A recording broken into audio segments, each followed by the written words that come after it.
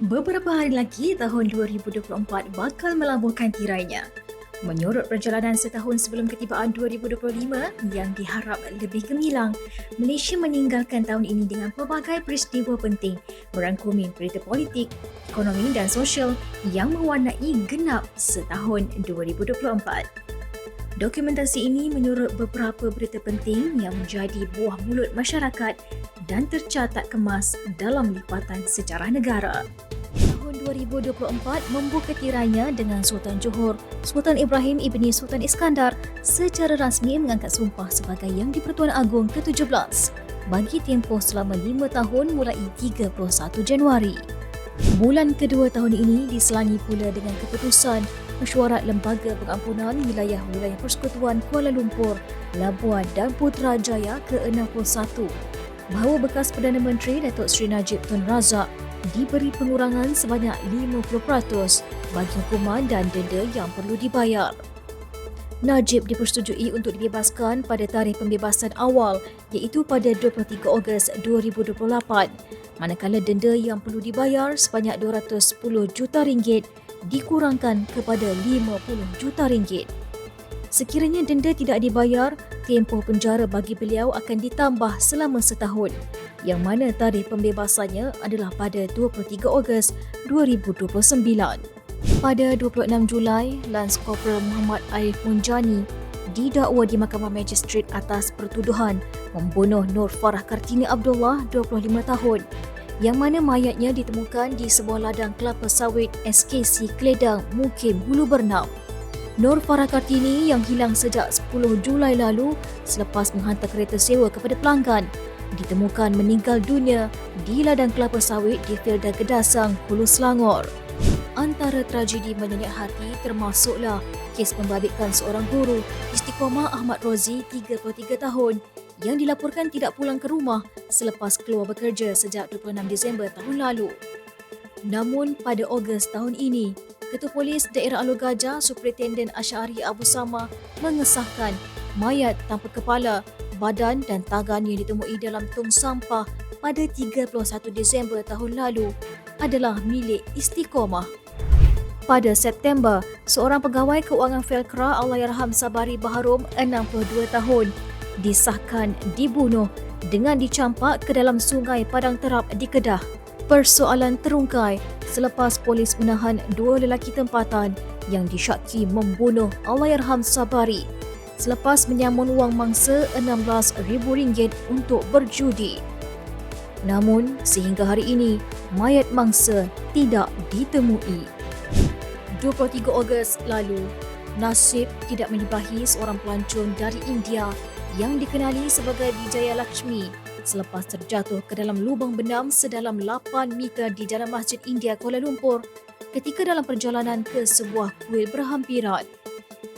Situasi itu berjaya dirakam dari kamera nita tertutup CCTV kedai berhampiran, manakala operasi mencari dan menyelamat SAR yang melibatkan pasukan keselamatan serta pihak berkuasa tempatan dilancarkan pada hari sama. Operasi SAR menggunakan pelbagai teknik untuk mencari mangsa, manakala operasi berkenaan ditamatkan selepas 9 hari. Penduduk Rantau Panjang, Kelantan menyifatkan banjir di daerah itu pada November lalu sebagai paling buruk dan menakutkan selepas 50 tahun.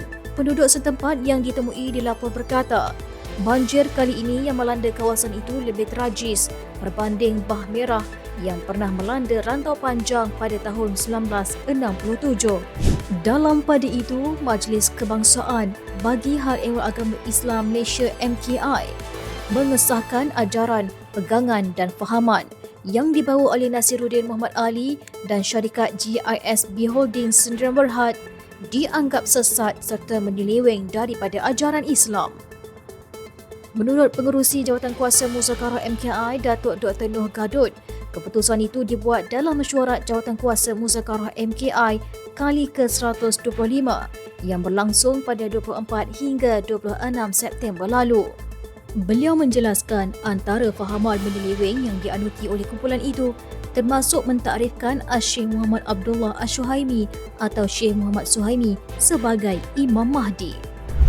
Ikatan perkahwinan selama 7 tahun yang dibina pasangan selebriti popular Fatah Amin dan Nur Fazura akhirnya terlerai pada 7 Oktober lalu apabila sah bercerai talak 1 di Mahkamah Rendah Syariah Petaling dekat Subang Bestari Shah Alam, Selangor.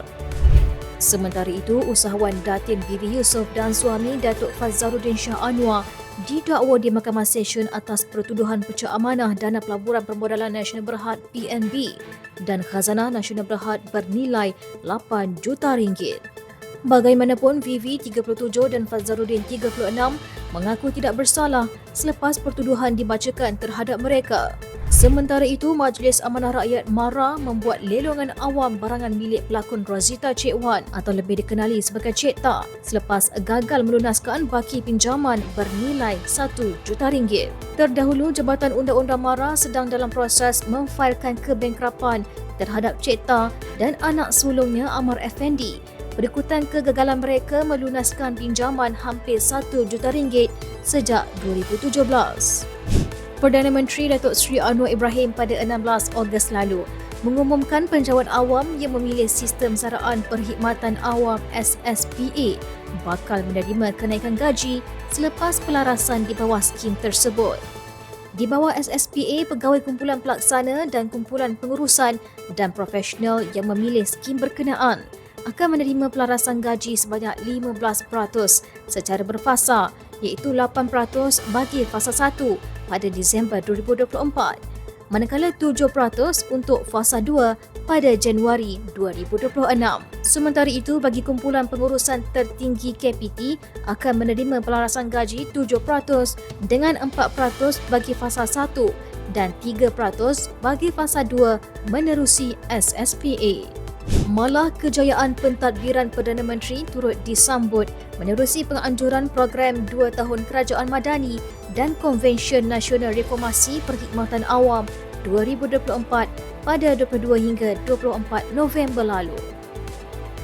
Anwar pada bulan November menegaskan komitmen Malaysia untuk menamatkan keganasan Israel sekaligus menyokong perjuangan isu Palestin ketika sidang kemuncak tergempar negara-negara Arab dan Islam di Riyadh, Arab Saudi. Pada sesi itu, Anwar turut menyatakan sokongan resolusi yang dipersetujui oleh sidang kemuncak tersebut dalam usaha menamatkan genosid berterusan rakyat Palestin oleh Israel. Selain itu, beliau turut menyuruh masyarakat antarabangsa untuk melaksanakan inisiatif termasuk mengenakan sekatan senjata serta-merta terhadap Israel bagi menghentikan genosid rakyat Palestin. Kesemua peristiwa sepanjang 2024 akan kekal menjadi lipatan sejarah dan bakal disusuli naskah baru 2025 dengan doa dan harapan agar ia menjadi tahun lebih baik buat Malaysia, dunia serta manusia sejagat.